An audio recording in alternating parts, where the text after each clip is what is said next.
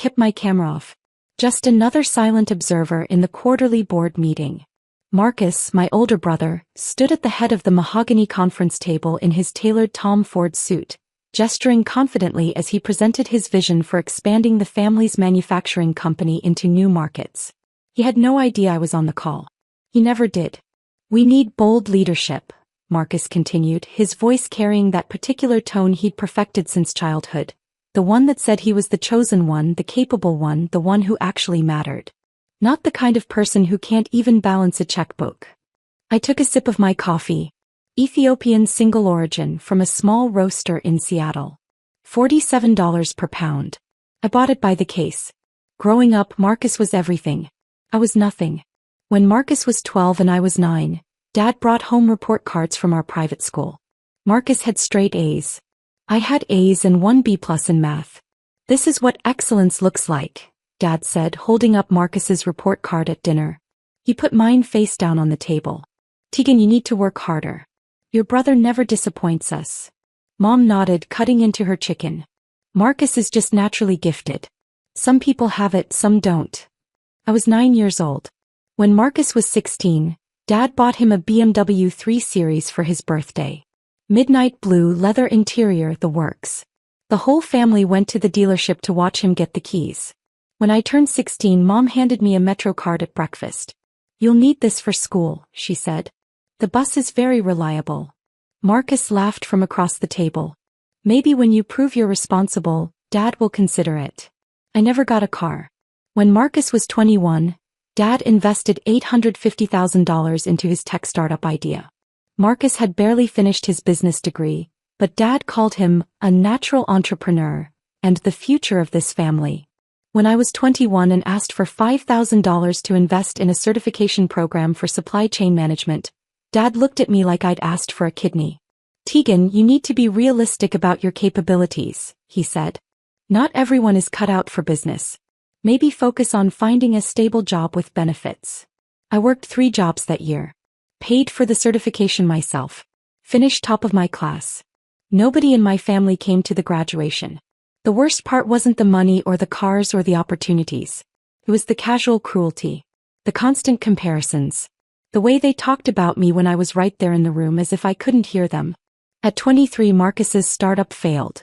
He'd burned through Dad's $850,000 in 18 months. Dad called it a valuable learning experience, and immediately hired him as VP of Operations at Carson Manufacturing, our family's industrial equipment company. At 23, I was working as a logistics coordinator at a warehouse, making $43,000 a year. "At least you have a job," Mom said when I mentioned I was considering night school for my MBA. "Not everyone needs to be ambitious. Someone has to do the regular work." That was 7 years ago. What my family didn't know, what they'd never bothered to ask about, was what happened after those warehouse shifts ended. I didn't go home and watch Netflix. I didn't go out drinking with friends. I went to a studio apartment I'd rented under an LLC and I worked. That logistics coordinator job taught me something the MBA never would have. I could see inefficiencies everywhere. Supply chain bottlenecks. Routing problems. Inventory waste. And I was really good at fixing them. At 24, I started consulting on the side. Small stuff. A local restaurant needed help managing their food supply vendors. I charged $500 and saved them $3,200 a month. They told their friends. By 25, I had 12 clients. All small businesses. All paying between $800 and $2,000 a month for supply chain optimization. I was making more from consulting than my day job, but I kept the warehouse position. It was my cover. At 26, a mid-sized manufacturing company hired me to audit their entire operation. I found $1.7 million in annual waste. They paid me $95,000 for 3 months of work and asked if I wanted to join full-time. I said no. I had a better idea. I incorporated Meridian Supply Solutions. Just me working from that studio apartment, taking contracts from companies who needed their operations fixed. I was anonymous. They hired the company, never met me in person. Everything was remote consulting, detailed reports, implementation guides. The business grew fast. Really fast. At 27, Meridian pulled in $890,000 in revenue. I netted $510,000 after expenses. At 28, I hired my first employees. 2 logistics specialists, 1 data analyst. Revenue hit $2.1 million. At 29, we landed a contract with a Fortune 500 manufacturer. That single contract was worth $4.7 million over 2 years.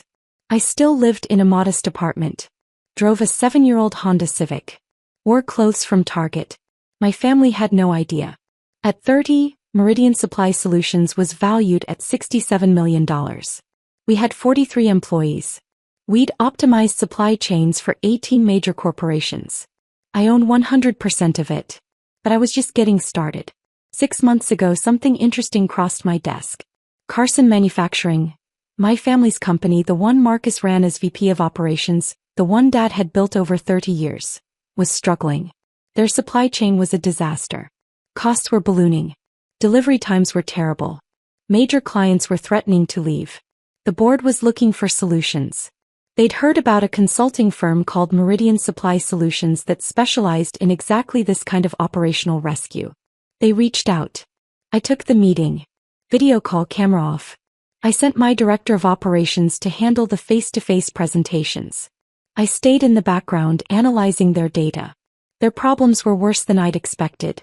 Marcus had made decision after decision that prioritized short-term appearances over long-term sustainability. He'd chosen vendors because they took him to nice dinners, not because they were cost-effective. He'd ignored warnings from his operations team because he trusted his gut. The company was bleeding $340,000 a month in preventable waste. I could fix it in 6 weeks. But I had a different idea. Carson Manufacturing's board was desperate. The company was family-owned, but there were outside investors who held minority stakes. Dad owned 45%, Mom owned 12%, Marcus owned 8%. Various board members and early investors owned the remaining 35%. The board wanted to bring in outside management.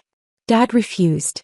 "This is a family business," he said in the meeting I listened to remotely. "My son will turn it around." Marcus had been given 4 months to improve the numbers. He'd failed.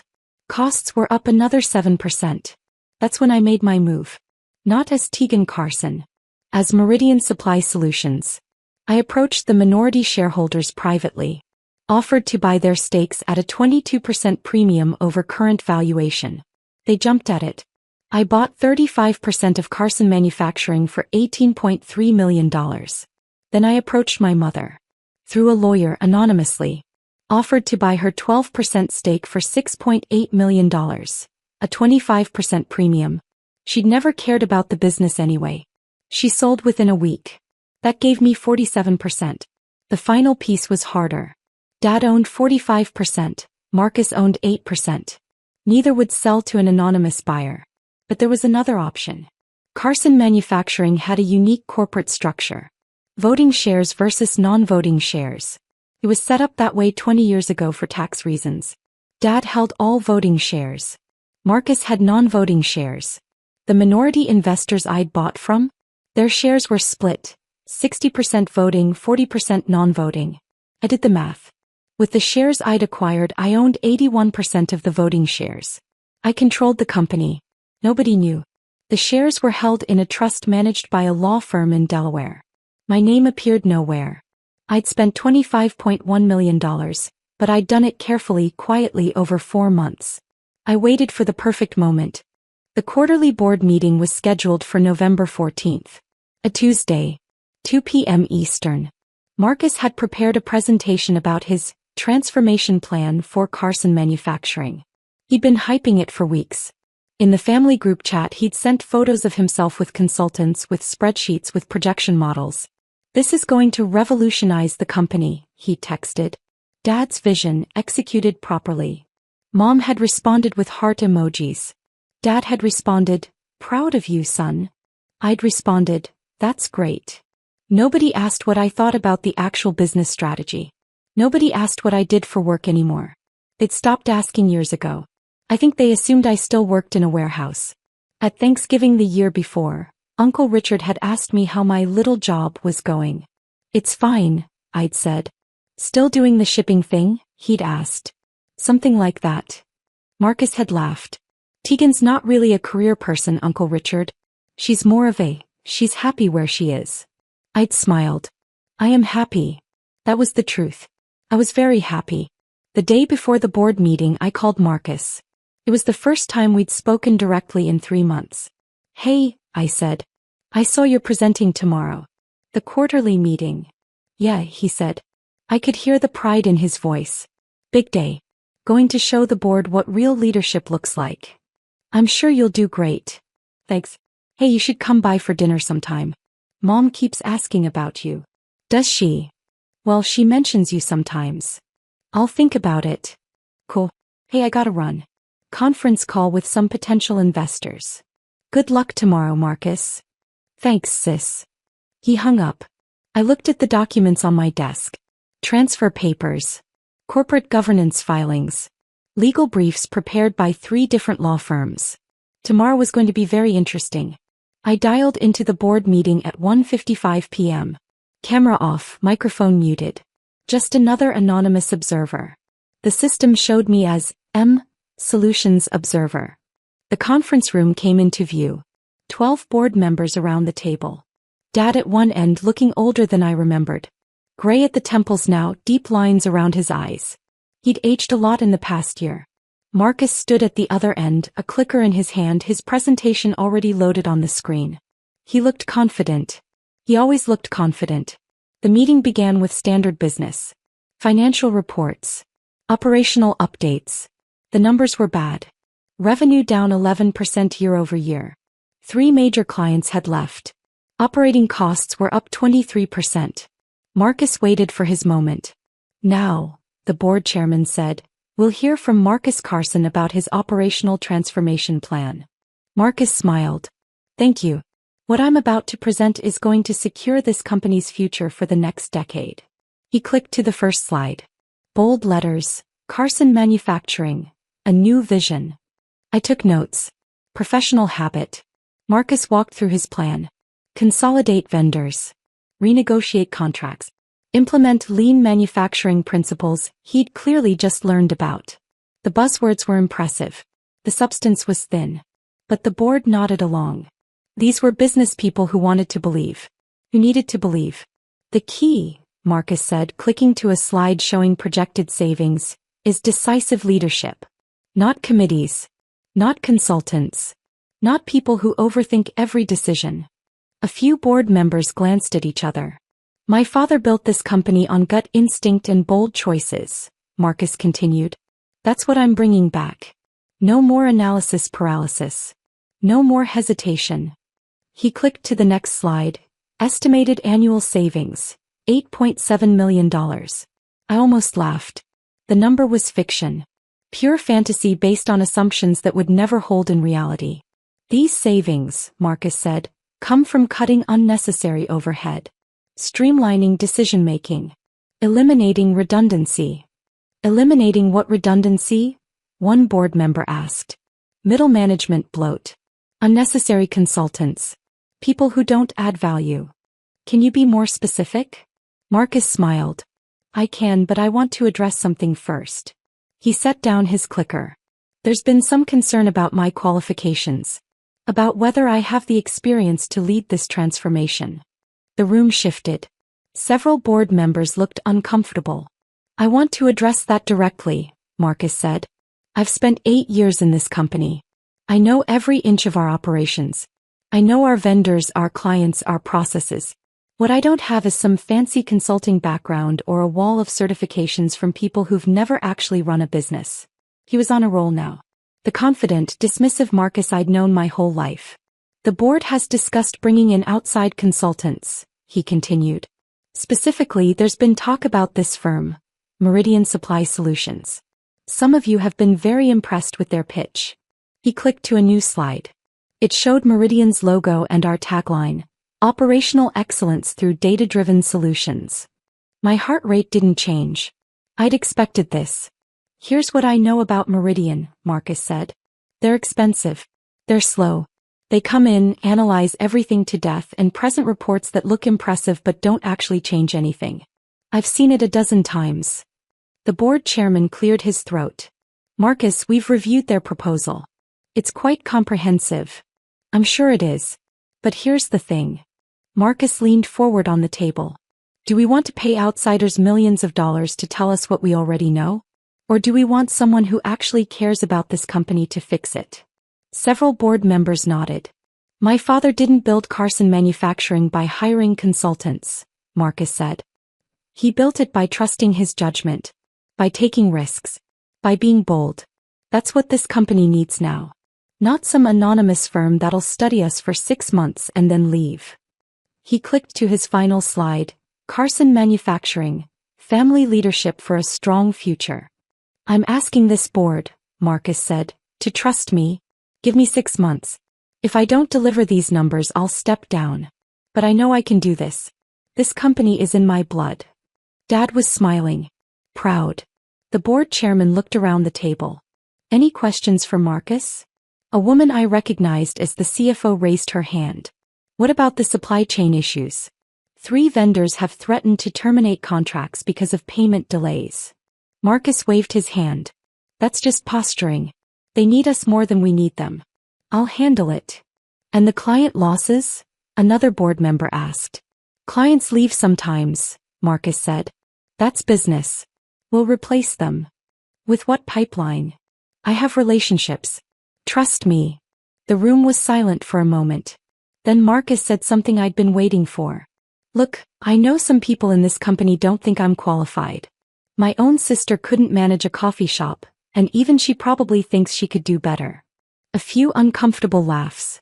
But the difference is, Marcus continued, I'm actually here. I'm doing the work. I'm not some armchair quarterback with opinions and no experience. My sister, she's a sweet person, but she's financially illiterate. She doesn't understand business. She never has. I unmuted my microphone. Interesting perspective, I said.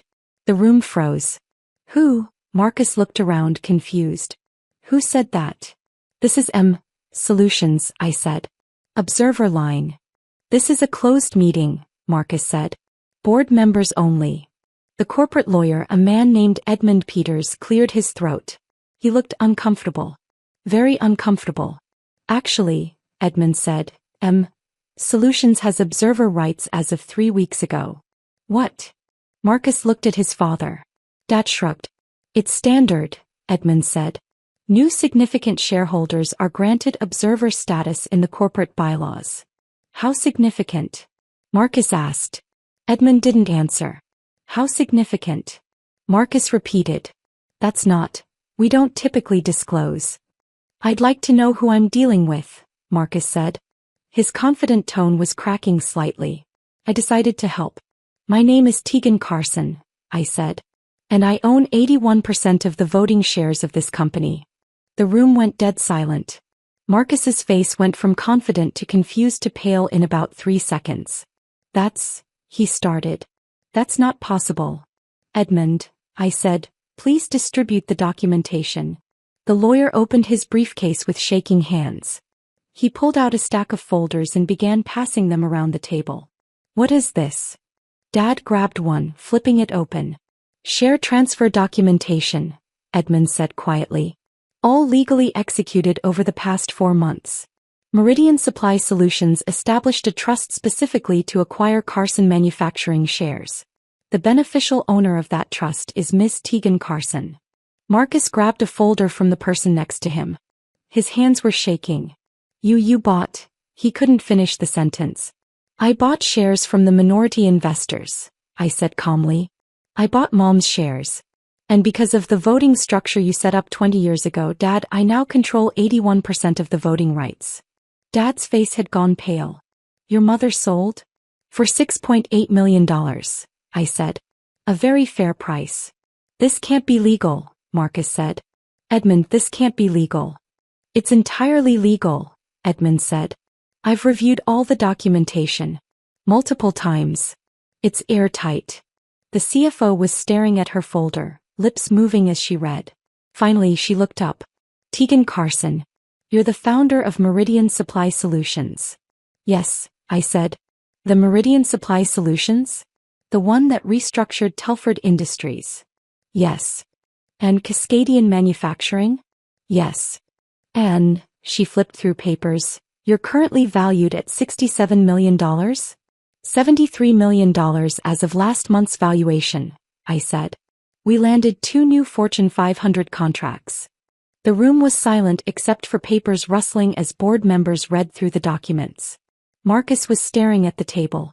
His presentation, Carson Manufacturing, Family Leadership for a Strong Future, was still projected on the screen behind him.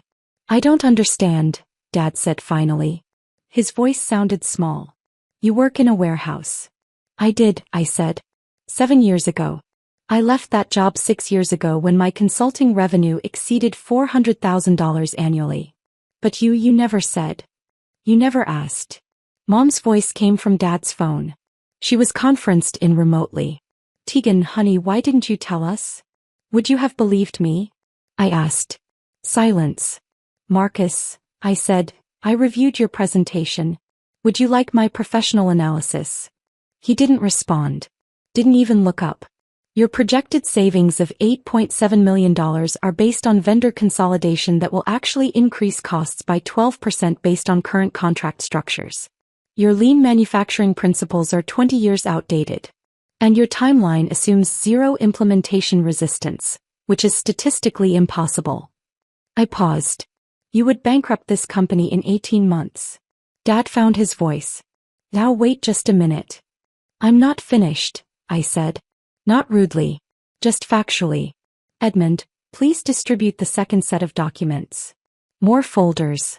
These were thicker. This is Meridian's actual proposal for Carson Manufacturing, I said.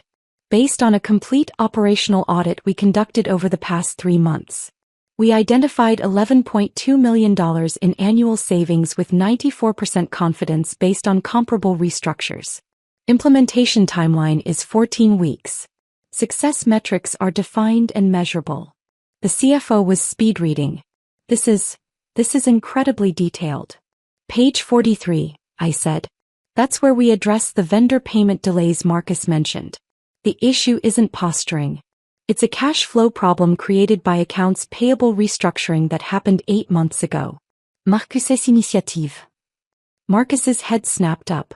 That was to improve efficiency.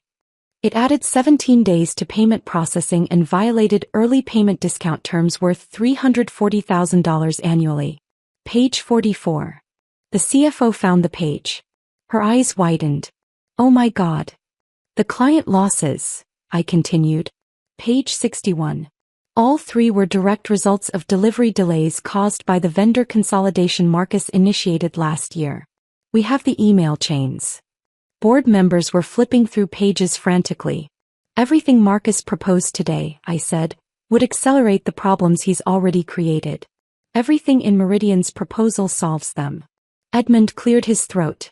Ms. Carson, as majority shareholder, you have the right to call for a vote on company leadership at any time. I know, I said. I'm calling that vote now. Wait, Marcus said. Wait, just wait. Motion to remove Marcus Carson as VP of Operations, I said. Effective immediately. Second, the CFO said instantly. All in favor? Edmund asked. 8 hands went up. Only Dad and 1 other board member, Dad's old college friend, kept their hands down. Motion passes, Edmund said quietly. Marcus's face crumbled. He looked at Dad. Dad. Motion to appoint Meridian Supply Solutions as operational consultants, I continued, with full implementation authority. Contract terms as outlined in the proposal. Duration 14 weeks with option to extend. Second, the CFO said again. All in favor? 9 hands this time. Only Dad abstained. Motion passes. The room was silent. Finally, I said, motion to restructure executive leadership. I'm recommending we hire a professional CEO with manufacturing experience. Dad remains as chairman emeritus with advisory capacity but no operational authority. Dad stood up. Tegan, please. All in favor? 10 hands went up. Even Dad's college friend. Motion passes, Edmund said. I took a breath. The board meeting is adjourned.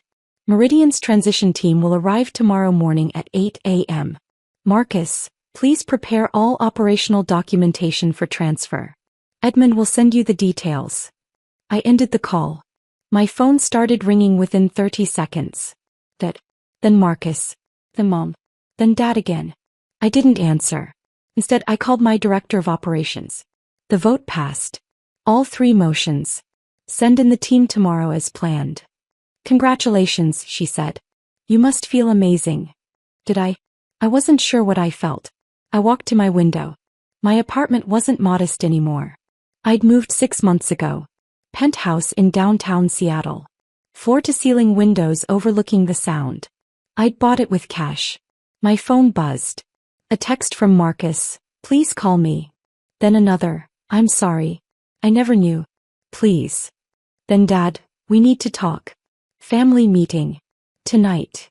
Then Mom, honey, I'm so confused. Please explain this to us. I turned my phone face down. There was a knock at my door. I wasn't expecting anyone. I checked the video doorbell. A woman stood there. Professional attire, briefcase. I didn't recognize her. I opened the door. Miss Carson? I'm Jennifer Walsh. I'm a reporter with Forbes. I'm working on a story about emerging business leaders in operational consulting. Your name came up. Would you have time for an interview? I smiled. How did you get my address? I'm very good at my job. Fair enough. Give me your card, I said. I'll have my assistant reach out. He handed me a card. The story is about people who built empires quietly. Behind the scenes. I think you'd be perfect for it. I'll think about it. She nodded and left. I closed the door. My phone was ringing again. I answered this time. Tegan, he said. His voice was rough. Please. Come to the house. Let's talk about this. What would you like to talk about? You should have told us. We could have helped. We could have helped. I couldn't keep the edge out of my voice. When exactly would you have helped? When I was 9 and you told me I disappointed you. When I was 16 and Marcus got a BMW and I got a bus pass. When I was 21 and you called me unrealistic. That was just, you were trying to keep me in my place, I said. And it worked. I stayed invisible. I stayed quiet. I built everything alone because I knew you'd never believe in me anyway. That's not fair. Marcus called me financially illiterate in front of your board today. Silence. You smiled, Dad. I saw you smile. I didn't know. You never know. You never asked. In 7 years, did you ever once ask me what I did for work? What I was working on? If I needed anything? You thought I was nobody. A failure. Someone to feel sorry for. No, Dad said, but his voice was weak. I need to go, I said. Meridian's team starts implementation tomorrow. I have to prepare. Keegan, please. You're my daughter. Yes, I said. I am. Remember that next time you're deciding which child disappoints you. I hung up. The implementation went perfectly. Meridian's team identified even more savings than projected. $13.1 million annually. We renegotiated vendor contracts, restructured the supply chain, implemented new inventory systems, and trained the entire operations staff. Carson Manufacturing's quarterly numbers came out today. Revenue up 8%. Operating costs down 31%. 2 major clients had returned. 3 new clients had signed. The board sent me a formal thank you letter and a bonus check for $980,000. I donated the check to a scholarship fund for women in supply chain management. Marcus sent me an email last week. Tegan, I know sorry isn't enough. I've been thinking a lot about how I treated you. How we all treated you. You deserved better. You deserved support. Instead, we gave you nothing but criticism. I'm starting therapy. I'm trying to understand why I needed to tear you down to feel good about myself. I don't expect forgiveness. But I wanted you to know I see it now. I see what we did to you. And I'm ashamed. Marcus. I read it 3 times. I didn't respond. Mom called yesterday. Your father wants to have dinner. All of us. To talk. I'm busy, I said. Tegan, we're family. Family is supposed to support each other, I said. Not compete. Not compare. Not dismiss. We made mistakes. You made choices, I corrected. Choices to believe Marcus over me. To invest in him and not me. to celebrate his mediocrity and criticize my excellence. Those weren't mistakes. Those were decisions you made every single day for 20 years. What do you want from us? Mom asked. Her voice cracked. Nothing, I said. I don't want anything from you. I built a life without you. I have people who believe in me, who support me, who ask about my work and celebrate my success. I don't need you to suddenly start caring now that it's impressive. We always cared. No, you didn't. But it's okay. I learned to care about myself. I meant it. Today I'm in my office at Meridian. Corner office, 20th floor, view of the water. My team is 47 people now. We just signed a contract with a major aerospace manufacturer. $8.7 million over 3 years. My assistant knocked on my door. Miss Carson, your 2 p.m. is here. The mentorship program candidates. Right. I'd started a program 3 months ago. Full scholarships for women from low-income backgrounds who wanted to study supply chain management. We accepted 8 this year. Today they were touring the office. Send them in, I said. 8 women walked in.